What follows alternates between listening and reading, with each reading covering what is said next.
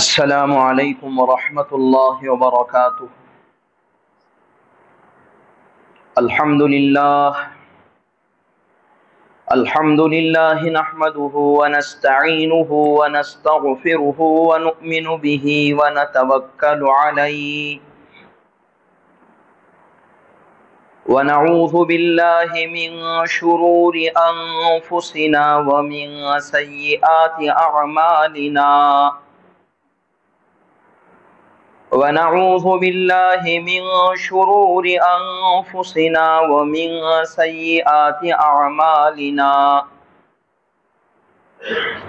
من يهده الله فلا مضل له ومن يضلله فلا هادي له ونشهد أن لا إله إلا الله وحده لا شريك له ونشهد أن سيدنا وسندنا وطبيبنا وحبيبنا ومولانا محمدا عبده ورسوله أما بعد فقد قال الله تبارك وتعالى في كلامه المجيد والفرقان الحميد اعوذ باللہ من الشیطان الرجیم بسم اللہ الرحمن الرحیم لقد جاءکم رسول من انفسکم عزیز علیہ ما عنتم حریص علیکم بالمؤمنین رؤوف رحیم فإن تولوا فقل حسبی اللہ لا الہ الا هو علیہ توکلت وهو رب العرش العظیم آمنت باللہ صدق اللہ مولانا العظیم وصدق رسوله النبي الكريم ونحن على ذلك من الشاهدين والشاكرين والحمد لله رب العالمين اللهم صل على محمد وعلى آل محمد وبارك وسلم۔ وہ آئے جن کے آنے کی زمانے کو ضرورت تھی، وہ آئے جن کی آمد کے لیے بے چین فطرت تھی، وہ آئے نغمہ داود میں جن کا ترانہ تھا، وہ آئے گریہ یعقوب میں جن کا فسانہ تھا، وہ آئے جن کے خاطر مضطرب تھی وادی بطحا، وہ آئے جن کے قدموں کے لیے کعبہ ترستا تھا، وہ آئے جن کو حق نے گود کی خلوت میں پالا تھا، وہ آئے جن کے دم سے عرش اعظم پہ اجالا تھا۔ بزرگان محترم، پچھلے 2 جمعے سے آپ حضرات کے سامنے جناب محمد رسول اللہ صلی اللہ علیہ وسلم کی سیرت طیبہ بیان فرمائی جا رہی ہے، اور آج کے اس جمعہ میں حضور پاک صلی اللہ علیہ وسلم کی آمد سے قبل کے واقعات بیان فرمائے جائیں گے۔ آپ تمام حضرات سے درخواست ہے بارگاہ رسالت میں اور حضور پاک صلی اللہ علیہ وسلم کی شان عقیدت میں ایک مرتبہ درود شریف کا نذرانہ پیش فرمائیں۔ اللہم صلی علی محمد وعلی آل محمد وبارک وسلم۔ بزرگان محترم، حضور پاک صلی اللہ علیہ وسلم کی آمد سے پہلے دنیا کی حالت بڑی بری حالت تھی۔ حضور پاک صلی اللہ علیہ وسلم کے آنے کے بعد اگر وہی حالت ہو، یا آپ کے آنے کے بعد صرف 2-4 لوگوں نے آپ کی بات کو قبول کر لیا، باقی سارے لوگوں نے آپ کی باتوں کا انکار کر دیا، پھر آپ کی عالمگیر نبوت کا کیا ہوگا؟ آپ تو دونوں جہاں کے پیغمبر ہیں، آپ خاتم النبیین ہیں، آپ اشرف الانبیاء ہیں، اتنے بڑے القاب سے آپ کو ملقب کیا گیا، اتنے بڑے القاب سے آپ کو یاد کیا گیا، اگر دنیا میں آپ کے آنے کے بعد کسی نے آپ کی بات کو تسلیم نہیں کیا تو رسول اللہ صلی اللہ علیہ وسلم اپنے مشن میں کتنے کامیاب رہے ہیں، یہ بڑا سوال ہے۔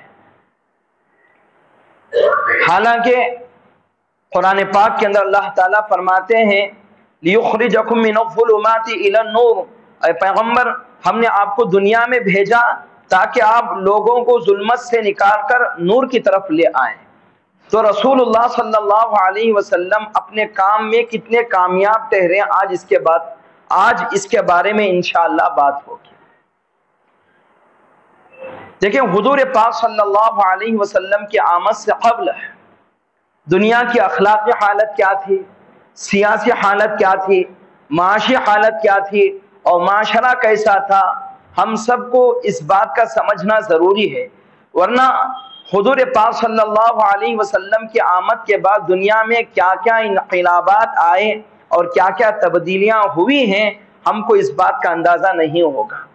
پہلے کے حالات معلوم ہوں، پھر بعد کیا حالات ہوئے معلوم ہو، تبھی ہم صحیح بات کا اندازہ لگا سکیں گے اور صحیح بات کا ہم فیصلہ کر سکیں گے۔ تو بزرگان محترم، آج آپ حضرات کے سامنے انشاءاللہ رسول اللہ صلی اللہ علیہ وسلم کی آمد سے قبل کے حالات اور واقعات بیان فرمائے جائیں گے۔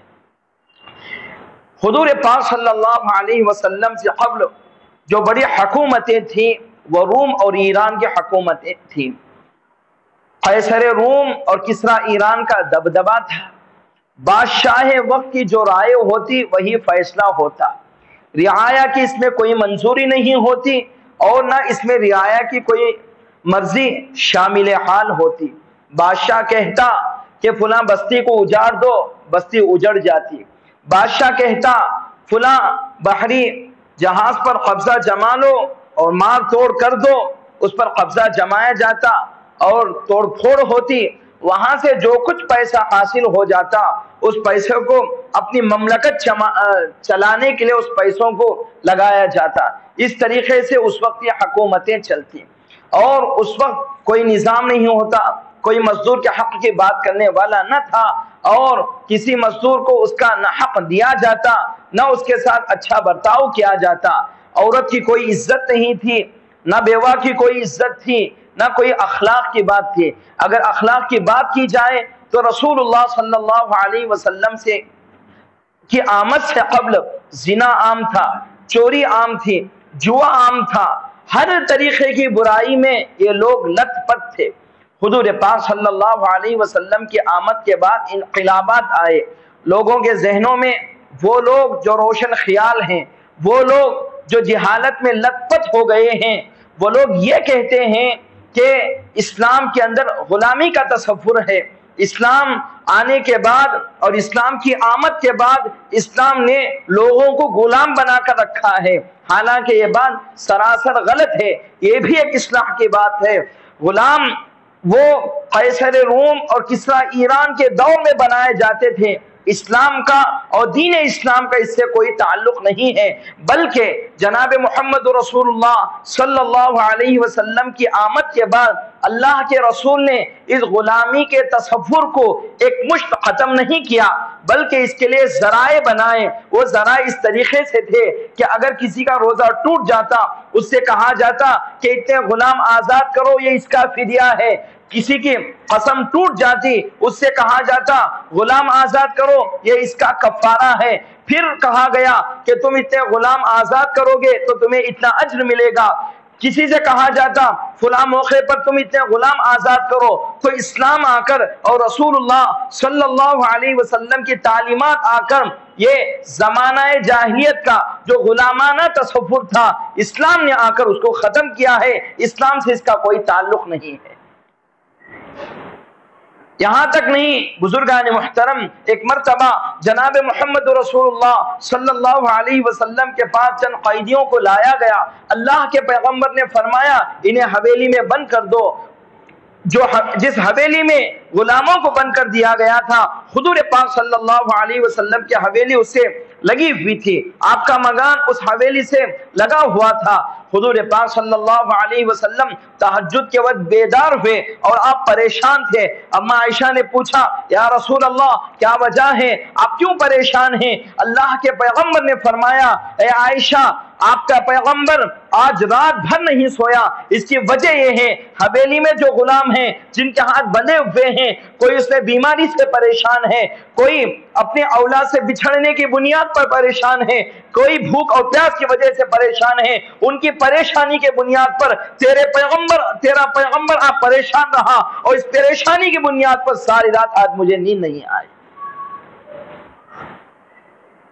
بزرگان محترم، اسلام آ کر اور رسول اللہ صلی اللہ علیہ وسلم کی تعلیمات آ کر اس غلامی کے تصور کو ختم کیا ہے، بلکہ اسلام سے قبل جو قیدی لائے جاتے ان کے ساتھ کوئی اچھا سلوک نہیں کیا جاتا، انہیں مارا جاتا، انہیں پیٹا جاتا، انہیں ستایا جاتا، گڑھے کھود کر انہیں زندہ دفن کر دیا جاتا اور جو چاہے مرضی ان کے ساتھ کی جاتی۔ لیکن رسول اللہ صلی اللہ علیہ وسلم نے اپنی امت کو یہ پیغام دیا کہ یاد رکھو جو تم کھاؤ تم اپنے قیدیوں کو وہی کھلاؤ گے، جو تم پہنو تم اپنے قیدیوں کو وہی پہناؤ گے۔ حضور پاک صلی اللہ علیہ وسلم کی رسالت کا سورج جب طلوع ہوا تو حضور پاک صلی اللہ علیہ وسلم نے ایسے پیغامات جاری فرمائے جس پیغام کا حق وہ مزدور کو بھی ملا، وہ قیدی کو بھی ملا، وہ عورت کو بھی ملا۔ یہی کہ ہم اسی وجہ سے کہتے ہیں اسلام کے ماتحت ہر ایک کے حقوق محفوظ ہے اور ہر ایک کی عافیت اور سلامتی اسلام کے ماتحت ہی ہے۔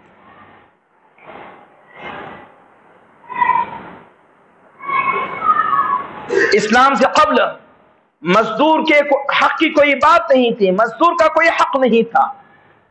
قیصر روم اور کسرا ایران کے زمانے میں غریب آدمی کو پکڑ کر لایا جاتا اور اسے مزدوری پر لگایا جاتا، 2 ماہ 4 ماہ 8 ماہ نہیں بلکہ 1 سال 2 سال 3 سال مزدوری پر رکھا جاتا۔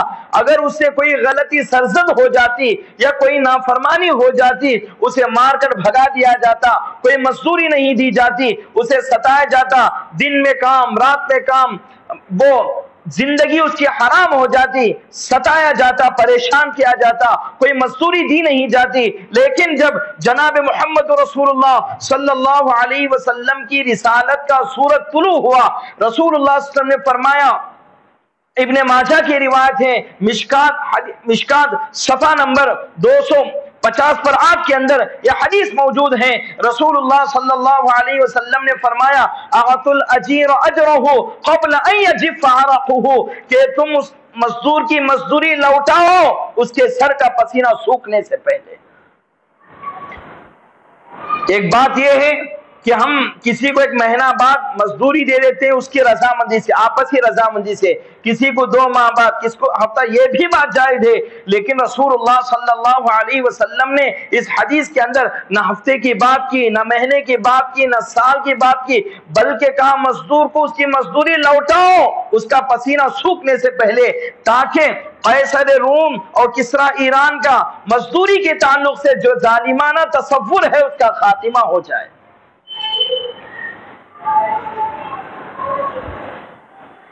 بزرگان محترم، اسلام سے پہلے عورت کا کوئی حق نہیں تھا۔ عورت کے حقوق کے بارے میں دنیا انسانیت کو کوئی تصور ہی نہیں تھا، بس ان کا خیال یہ تھا ایک عورت کاغذ کی طرح ہے جسے استعمال کر دو اور لپیٹ کے پھینک دو، بس اتنا تصور تھا۔ اسلام آنے کے بعد عورت کو عزت دی، عورت کو بقا دی، عورت کو حیات دی، عورت کو عافیت دیا اور عورت کو سلامتی دی۔ اسلام سے قبل عورت کی کوئی عزت نہیں تھی۔ تاریخ الخلفاء صفحہ نمبر 130 کے اندر لکھا ہے، حضرت عمر فاروق رضی اللہ عنہ کے دور خلافت میں مصر فتح ہوا۔ فاتح مصر حضرت عمر بن العاص رضی اللہ عنہ نے حضرت عمر کے نام خط لکھا کہ اے امیر المؤمنین، یہاں پر یہ بدعت چل رہی ہے، جب کبھی دریائے نیل سوکھ جاتا ہے یہاں پر ایک عورت کو بن سور کر اسے سوار کر اس عورت کو اس دریائے نیل میں پھینکا جاتا ہے، پھر جا کر یہاں پر پانی آ جائے گا۔ لوگوں کے اندر یہ بدعت اور یہ برائی ہے۔ حضرت عمر فاروق رضی اللہ عنہ نے جواباً عرض کیا، اسلام ایسی رسومات کو ختم کرنے کے لیے آیا ہے، پھر حضرت عمر نے کہا میرا یہ خط دریائے نیل میں ڈال دو، جس خط کے اندر یہ لکھا ہوا تھا، اے دریا، رسول اللہ صلی اللہ علیہ وسلم کا غلام عمر تجھ سے کہتا ہے اگر تو اپنی مرضی سے بہتا ہے تو تیرے بہنے کی ہمیں کوئی ضرورت نہیں، اگر تو اللہ کے حکم سے چلتا ہے عمر تجھے اللہ کے حکم سے کہتا ہے کہ اپنے پانی کو بہا دے۔ تاریخ الخلفاء کے اندر لکھا ہے اگلے ہی دن پانی آنا شروع ہو گیا اور آج تک وہ دریا نہیں سوکھا، ورنہ اسلام سے قبل حضور پاک صلی اللہ علیہ وسلم کے دین متین سے قبل جب تک زندہ عورت کو وہاں پر پھینک نہیں دیا جاتا پانی نہیں آتا تھا۔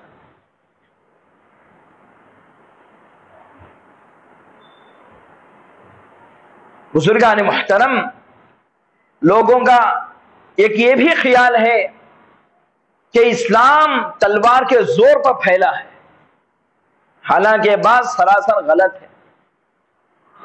جب کسی انبھکت اور جاہل سے ہم ایسی باتوں کو سنتے ہیں اور سن کر ہمارے بعض معصوم مسلمان ان لوگوں کی باتوں میں سچ میں آتے ہیں، وہ بھی اس وہم و گمان کا شکار ہو جاتے ہیں کہ اسلام تلوار کی زور پر پھیلا ہے۔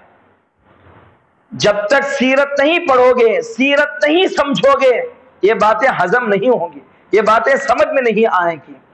کیا وہ واقعہ آپ کو یاد نہیں کہ ایک مرتبہ جناب محمد رسول اللہ صلی اللہ علیہ وسلم غزوے میں تھے اور صحابہ بھی موجود تھے، آپ نے ایک مقام پر پڑاؤ ڈالا، حضور پاک صلی اللہ علیہ وسلم ایک درخت پر اپنی تلوار کو لٹکا کر آرام فرما رہے ہیں، صحابہ اپنے کام و کاج میں وہ مصروف ہیں، ایک شخص آیا اور اس نے حضور پاک صلی اللہ علیہ وسلم کی تلوار اٹھائی اور موقع کو غنیمت جانا کہ آج ہم نعوذ باللہ محمد کا خاتمہ کرتے ہیں، تلوار اٹھائی، حضور پاک صلی اللہ علیہ وسلم بیدار ہوئے اور حضور سے وہ کہنے لگا کیف یمنعک منی یا محمد، اے محمد بتائیے آج آپ کو میرے ہاتھ سے کون بچائے گا؟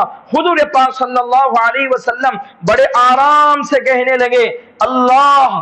جیسے ہی حضور نے اللہ کا نام لیا وہ لرز گیا، وہ کام گیا اور اس کے ہاتھ سے تلوار چھوٹ گئی۔ حضور پاک صلی اللہ علیہ وسلم نے اس تلوار کو اٹھائی اور کہا کیف یمنعک منی، اب بتا میرے ہاتھ سے تجھے کون بچائے گا؟ وہ کہنے لگا آپ کے اخلاق کریمانہ ہی مجھے بچا سکتے ہیں۔ پھر حضور پاک صلی اللہ علیہ وسلم نے اسے معاف کر دیا۔ آگے چل کر یہ شخص صحابی بنا جن کا نام ثمامہ بن عثال رضی اللہ عنہ ہے۔ اب بتائیں یہ صحابی جو ہیں یہ تلوار کی زور پر ایمان قبول کیے ہیں یا اخلاق کی بنیاد پر ایمان قبول کیے ہیں؟ ابو عبیدہ بن الجراح رضی اللہ عنہ جو فاتح شام ہیں، حضرت عمر فاروق رضی اللہ عنہ کے زمانہ خلافت میں شام فتح ہوا اور روم فتح ہوا۔ حضرت عمر فاروق رضی اللہ عنہ کے زمانہ خلافت میں جو ملک فتح ہو جاتا آپ وہاں پر جزیے کو عائد کرتے، جیسے ہم ٹیکس ادا کرتے ہیں، اسلام میں اس کو جزیہ کہا گیا ہے۔ جو ملک حضرت عمر فاروق رضی اللہ عنہ کی خلافت میں فتح ہوتا وہاں پر جزیہ عائد کر دیا جاتا۔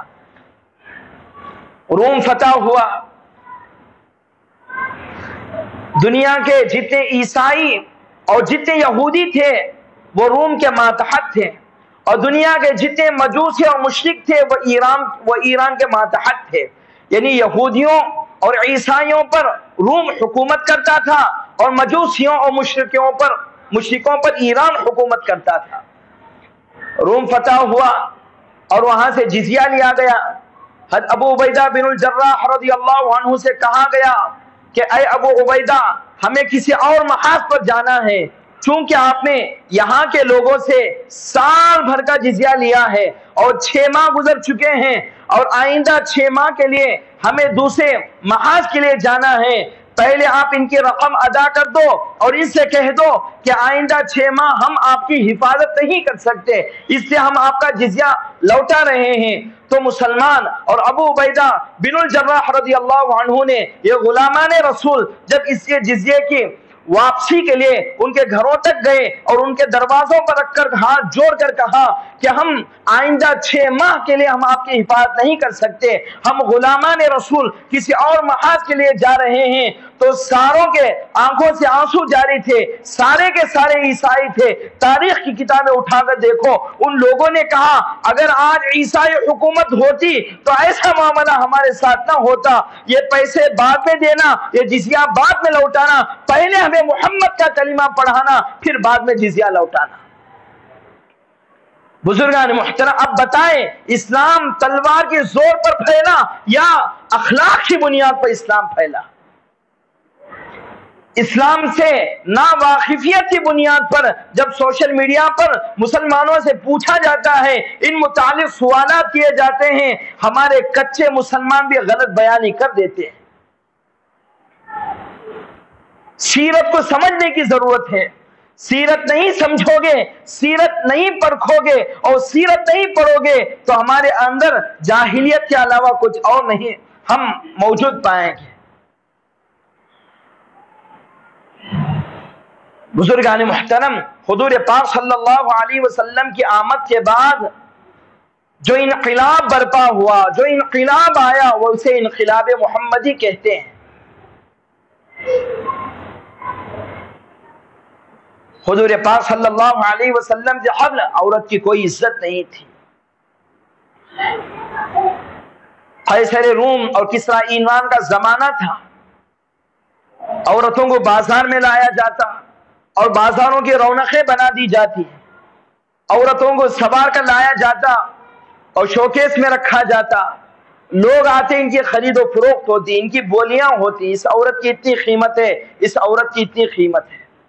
اور اس وقت تک نہ ماں کا کوئی تصور تھا، نہ بہن کا کوئی تصور تھا، نہ بہو کا کوئی تصور تھا، نہ بیٹی کا کوئی تصور تھا، کوئی تصور ہی نہیں۔ جس کے ساتھ چاہے منہ کالا کر لے، ماں کے ساتھ بھی، بہن کے ساتھ بھی، بیٹی کے ساتھ بھی، کوئی تصور نہیں تھا اسلام سے قبل ان چیزوں کا۔ اور خاص ان کے ماہواری کا وقت آتا تو عورتوں کا بنا ہوا نہ کھانا کھاتے، نہ ان کی کوئی عزت کرتے، نہ ان کے ساتھ کوئی ہمدردی کا سلوک کرتے، جنگلات میں باندھ کر انہیں پھینک دیا جاتا۔ اور اسلام سے قبل جب بچیاں پیدا ہوتی انہیں زندہ درگور کیا جاتا، قبر میں دفن کیا جاتا۔ بیٹی پیدا ہونے کو اپنی ذلت محسوس کرتے، لوگوں کو بغیر بتائے کہ اسے زندہ درگور کر دیتے تھے۔ یہ سب اسلام سے قبل کے حالات ہوتے، لیکن اسلام آنے کے بعد کہا کہ تیری ماں ہے، اس کی عزت کرتے۔ اے دنیا کے لوگوں، اے جنت کے متلاشی لوگوں، تم جنت کی تلاش میں دن و رات محنتیں کر رہے ہو، دور دراز کے سفر کر رہے ہو، میں نے اس جنت کو تیری ماں کے قدموں کے نیچے رکھا ہے، آ ماں کی خدمت کر لے اور جنت پا لے۔ بیٹے سے کہا گیا تیری ماں کی عظمت کر، تو اگر تیری ماں کو اور تیرے باپ کو خوشی کی نظر سے دیکھتا ہے، تجھے ایک حج اور عمرے کا تجھے ثواب دے دیا جائے گا۔ اسلام نے آ کر عورت کی اہمیت بڑھائی، عورت کی بقا رکھی، عورت کی عزت رکھی۔ اگر کوئی عورت کہتی ہے، روشن خیال عورت، کہ اسلام آ کر ہمیں برقع اڑا کر قید و بند کر دیا ہے، اس سے بڑھ کر بدبخت کوئی عورت نہیں۔ آج بعض مسلمان عورتوں کا جو آج اصلی تعلیمات پڑھ کر اپنی من مانی تعبیرات کر کے اور روشن خیال ہو کر اسلام پر وہ تانا کشی کر رہی ہیں اور کہتی ہیں کہ بھائی اسلام کے اندر کوئی آزادی نہیں ہے، برقع اوڑھ لو، گھر میں بیٹھ دو، گھر میں غلامی کرتے رہو، شوہر کا کہاں مانو، بچوں کی بھی خدمت کرو، بس غلامی ہی غلامی ہے۔ حالانکہ ان عورتوں کے معلوم ہونا چاہیے کہ اسلام سے قبل تمہاری حیثیت کیا تھی، تمہاری وقار کیا تھی۔ اسلام نے آ کر تمہیں عزت دی ہے، تمہارا مقام بلند کیا ہے، تمہیں رفعت دی ہے، ورنہ اسلام سے قبل تمہاری کوئی حیثیت نہیں تھی، نہ کوئی ماں تھی، نہ کوئی بیٹی تھی، نہ کوئی بہو تھی، اور نہ عورت کے لیے کوئی بڑا اونچا مقام تھا، نہ کوئی عزت تھی۔ آج کئی سارے مسلمان ایسے ہیں اس زمانہ جاہلیت کے نظام کو بھلا دیے ہیں اور حضور پاک صلی اللہ علیہ وسلم کی سیرت کو بھلا دیے ہیں، پردے کی اہمیت کو بھلا دیے ہیں۔ ایسا معلوم ہوتا ہے ایسے مسلمانوں کو دیکھ کر ان کا اسلام سے اور پردے سے کوئی تعلق ہی نہیں ہے. وہ برقع اوڑھنے کو وہ قید و بند سمجھتی ہیں اور برقعے کو اور اسلامی نظام کو وہ برا سمجھتی ہیں. وہ کہتے ہیں میں جیسے چاہے رہوں، میری مرضی، میرا جسم ہے، میرا مال ہے، میرا پیسہ ہے، میں جہاں چاہے پھروں، میں بازاروں میں جاؤں، میں جہاں چاہے چاہوں، میں بھری محفل میں بن سور کر جاؤں، نقاب اتار کر جاؤں، وہ میری مرضی. آپ پوچھنے والے کون؟ بزرگان محترم، یہ اس وجہ سے ہے ان کے قلوب میں ایمانی وہ حلاوت نہیں ڈالا گیا، اللہ تعالیٰ کے احکامات انہیں نہیں سمجھایا گیا. اس سے یہاں پر سب سے بڑی غلطی یہی سمجھ میں آتی ہے، تربیت جہاں سے ہونی تھی صحیح تربیت نہیں کی گئی تو اتنے بڑے الفاظ ان کے زبانوں پر آنا آسان ہو گیا. اللہ تعالی ہم سب کی حفاظت فرمائے. اسی لیے بچپن ہی سے بچی جب ہو، جوان جب ہو اور وہ شادی کی عمر پر جب آئے، اسے ہمیشہ پردے کا اہتمام کرانا چاہیے، ورنہ شروع میں اگر اس کو نہیں بنایا جائے بڑی ہو کر وہ یہی جواب دیکھے.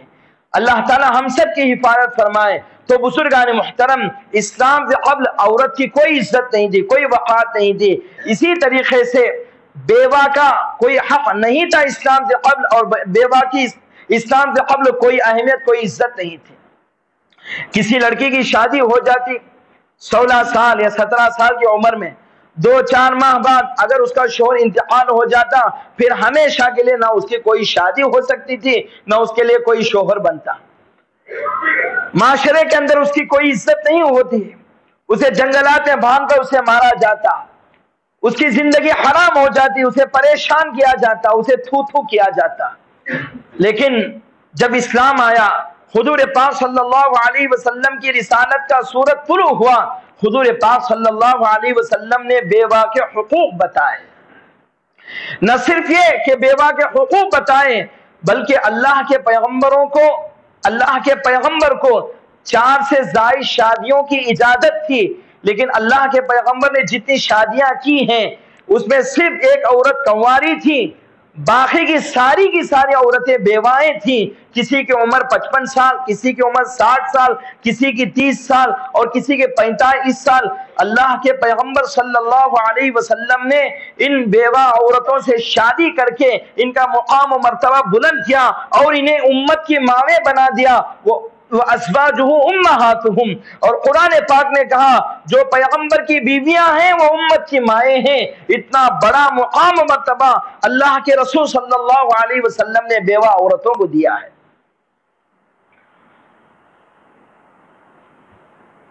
بیوہ کے حقوق بتائے، مزدور کے حقوق بتائے اور قیدی کے حقوق بتائے. اللہ کے پیغمبر صلی اللہ علیہ وسلم کی آمد کے بعد ہر ایک حق کی بات کی گئی. اس سے قبل، اسلام سے قبل، حضور پاک صلی اللہ علیہ وسلم کی نبوت سے قبل کوئی انسان دنیا میں حق کی بات نہیں کرتا تھا. بخاری کی حدیث ہے، اما عائشہ صدیقہ رضی اللہ عنہ فرماتی ہیں ایک مرتبہ میرے مکان پر ایک بیوہ عورت آئی، دو بچیاں اس کے ساتھ تھیں، ایک اس کے گود میں تھی اور ایک انگلی پکڑ کر ٹہری تھی. اس بیوہ عورت نے مجھ سے پوچھا کہ رسول اللہ کہاں ہیں؟ میں نے کہا کہ وہ باہر گئے ہوئے ہیں. پھر اما عائشہ کہتی ہیں کیا وجہ، کیوں آنا ہوا؟ آپ کی بچیاں تو بڑی پریشان معلوم ہوتی ہیں، کوئی بیماری ہے؟ اس بیوہ عورت نے کہا کوئی بیماری نہیں ہے، بلکہ یہ میری بچیاں بھوک سے پریشان ہیں. میں ایک بیوہ عورت ہوں، میرے شوہر فلاں جنگ میں شہید ہو گئے ہیں، ہمارے یہاں کوئی کمانے والا نہیں ہے. اما عائشہ صدیقہ رضی اللہ عنہ کو ترس آیا، رحم آیا. وہ سیدھے اندر گئیں اور توشادان میں تلاش کیا کہ کچھ کھانے کے سامان مل جائے تاکہ میں اسے ہبہ کر دوں، ہدیہ کر دوں. اما عائشہ نے جب کھجور دان میں ہاتھ ڈالا تو 2 کھجوریں ملی. اما عائشہ لے آئیں اور اس عورت سے کہا ایک تمہارے لیے ہے اور ایک تمہاری بچیوں کے لیے ہے. دونوں بچیاں بھوکی تھیں، جیسے ہاتھ میں رکھا دونوں ایک ایک لے لی، چھین لی. اب یہ بیوہ عورت بھوکی رہ گئی، دونوں بچیاں کھانے لگیں. پھر اما عائشہ نے دیکھا کہ اب تو یہ بھوک سے رہ گئی، اب یہ پریشان ہے، بچیوں کا تھوڑا پیٹ بھر گیا، ارے بھائی ایک بھوک سے کہاں پیٹ بھرے گا، وہ زمانہ ہی ویسا تھا۔ اما عائشہ گئی دوسرے توشہ دان میں اور کھجور دان میں ہاتھ ڈالا تو کھجور ملے۔ اما عائشہ نے کہا کہ یہ کھجور بچیوں کے لیے نہیں ہے، یہ آپ کے لیے۔ جیسے رکھا پھر بچیاں جھپک پڑنے لگیں۔ ماں نے دیکھا کہ دونوں بچیوں کی ابھی بھوک باقی ہے، پریشان ہیں، دو ٹکڑے کر دیے اور دونوں کو دے دیا۔ اما عائشہ صدیقہ رضی اللہ عنہا نے رات کے وقت حضور پاک صلی اللہ علیہ وسلم کو روتے ہوئے یہ واقعہ بیان کیا اور کہا کہ یا رسول اللہ، ایک بیوہ عورت آئی تھی، دو بچیاں ساتھ لائی تھی، دونوں کے دونوں بھوکی تھی، میں نے ان کے ساتھ یہ معاملہ کیا اور ان کی ماں نے ان کے بچوں کے ساتھ یہ معاملہ کیا۔ اللہ کے پیغمبر صلی اللہ علیہ وسلم کی آنکھوں سے آنسو جاری ہوئے اور کہا کہ آئے عائشہ، اگر دوبارہ وہ عورت لوٹ آئے تو اس سے کہنا کہ اللہ نے تیرے حق میں جنت کو لکھ دے دیا ہے۔ کس وجہ سے فرمایا؟ اس وجہ سے فرمایا یہ عورت اپنا خیال چھوڑ کر اپنی بچیوں کی پرورش میں لگ گئی ہے۔ بزرگان محترم، اسلام سے قبل کوئی حق کی بات کرنے والا نہ تھا، کسی کا حق کوئی نہ تھا، سب کچھ اپنے حق کی بات کرنے والا تھا۔ اسلام آیا، حضور پاک صلی اللہ علیہ وسلم کی تعلیمات آئیں، ہر ایک کے حق کی بات اسلام نے کیا، حضور پاک نے کیا۔ ورنہ اسلام سے قبل کے آپ حالات دیکھیں اور اسلام سے قبل کی آپ تاریخ پڑھیں، ساری تاریخ آپ کو ظلمت والی نظر آئے گی۔ حضور پاک صلی اللہ علیہ وسلم آئے، مزدور کا حق بتایا۔ حضور پاک صلی اللہ علیہ وسلم آئے، قیدی کا حق بتایا۔ رسول اللہ صلی اللہ علیہ وسلم آئے، مزدور کا حق بتایا، عورت کا حق بتایا، بیوہ کا حق بتایا۔ تو حضور پاک صلی اللہ علیہ وسلم کی نبوت وہ عالمگیر نبوت تھی۔ آپ کی نبوت سے، آپ کی رسالت نے ہر ایک آدمی نے، بلکہ آدمی ہی کیا بلکہ جانور بھی آپ کے فیض سے فیضیاب ہوئے۔ جب انسانوں کے ساتھ حضور پاک صلی اللہ علیہ وسلم سے قبل یہ معاملہ کیا جاتا تھا تو پھر جانوروں کی کوئی بات نہیں، لیکن جب اللہ کے پیغمبر دنیا میں آئے تو انسان تو درکنار، آپ تو جانوروں کے ساتھ بھی حسن سلوک کرنے کا حکم فرمایا۔ تو بزرگان محترم، ہماری عافیت، ہماری بقا اور عورت کی عزت اور عورت کی عصمت اسلام کے ماتحت ہے۔